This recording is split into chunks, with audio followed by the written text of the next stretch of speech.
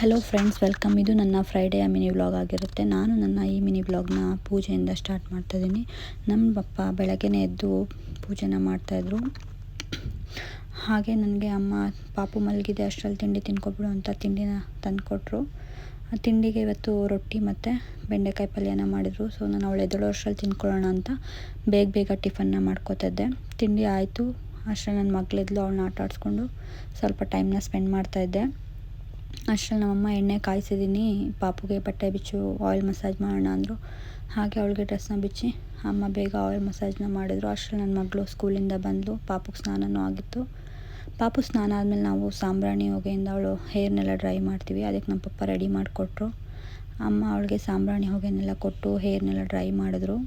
ನಿಮ್ಮ ಮನೇಲಿ ನೀವು ಹೇಗೆ ಮಾಡ್ತೀರಾ ಅಂತ ನನಗೆ ಕಮೆಂಟ್ ಮಾಡಿ. ಆಮೇಲೆ ನಾನು ಪಾಪು ಮಲಗೋ ರೂಮ್ಗೆಲ್ಲ ಸಾಂಬ್ರಾಣಿ ಹೊಗೆನ ಇಟ್ಕೊಂಡು ಬಂದೆ. ಅಷ್ಟರಲ್ಲಿ ನಾನು ತೊಟ್ಟೆಲ್ಲ ರೆಡಿ ಮಾಡಿದ್ದೆ. ನಮ್ಮನೇಲಿ ಸ್ನಾನ ಮಾಡಿದ ತಕ್ಷಣ ನಾವು ಡ್ರೆಸ್ಸೆಲ್ಲ ಹಾಕಿ ಮಲಗಿಸಲ್ಲ. ಫಸ್ಟು ಒಂದೊಳ್ಳೆ ಕಾಟನ್ ಬಟ್ಟೆಯಿಂದ ಅವಳನ್ನ ರ್ಯಾಪ್ ಮಾಡಿಬಿಟ್ಟು, ಹಾಗೆ ತಲೆಗೂ ಕೂಡ ಸಾಫ್ಟಾಗಿರೋ ಕಾಟನ್ ಬಟ್ಟೆನ ಕಟ್ಬಿಟ್ಟು ಮಲಗಿಸ್ತೀವಿ. ಎಲ್ಲ ರೆಡಿ ಮಾಡಿಕೊಟ್ರು ಅಮ್ಮ. ನಾನು ಹಾಗೆ ಅವಳಿಗೆ ಫೀಡ್ ಮಾಡಿಬಿಟ್ಟು ಮಲಗಿಸ್ದೆ. ಆಮೇಲೆ ನನ್ನ ಮಗಳಿಗೂ ಕೂಡ ಸ್ನಾನ ಮಾಡಿಸಿ ಅವಳಿಗೂ ಕೂಡ ಬಟ್ಟೆ ಹಾಕಿದೆ. ಅಷ್ಟರಲ್ಲಿ ನಾನು ಮಲಗಿದ್ದೆ. ಪಾಪುನು ಕೂಡ ಎದ್ಲು ಈವ್ನಿಂಗ್. ಅವಳಿಗೆ ಕ್ರೀಮೆಲ್ಲ ಹಾಕಿಬಿಟ್ಟು ಅವಳನ್ನ ನಾನು ನನ್ನ ಮಗಳು ಆಟ ಆಡಿಸ್ಕೊಂಡು ರೆಡಿ ಮಾಡ್ತಾಯಿದ್ದೀವಿ. ಆಮೇಲೆ ನಮ್ಮ ಅಪ್ಪನೂ ಬಂದು ಹಾಗೆ ಆಟ ಆಡಿಸ್ತಾಯಿದ್ರು. ಹಾಗೆ ನನಗೆ ಯಾಕೋ ರಸಮ್ಮು ಅನ್ನ ತಿನ್ಬೇಕನ್ನಿಸ್ತು ಅಂದ್ಬಿಟ್ಟು ರಸಮ್ನ ಮಾಡೋಣ ಅಂತ ಮಾಡ್ತಾಯಿದ್ದೆ.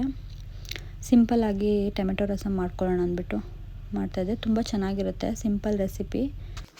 ರಸಮ್ ರೆಡಿಯಾಗಿತ್ತು. ಅದಕ್ಕೆ ಬಿಸಿಯನ್ನು ಹಾಕ್ಕೊಂಡು ನನ್ನ ಊಟನ ನಾನು ಮುಗಿಸ್ಕೊಂಡೆ. ಹಾಗೆ ಇವತ್ತಿನ ನನ್ನ ಈ ವ್ಲಾಗ್ನ ನನ್ನ ಮಗಳನ್ನ ಮಲಗಿಸೋದ್ರಿಂದ ಎಂಡ್ ಮಾಡ್ತಾಯಿದ್ದೀನಿ. ಈ ವ್ಲಾಗ್ ನಿಮ್ಗೆ ಇಷ್ಟ ಆಗಿದೆ ಪ್ಲೀಸ್ ಲೈಕ್ ಮಾಡಿ, ಹಾಗೆ ನನ್ನ ಫಾಲೋ ಮಾಡಿ. Thank you.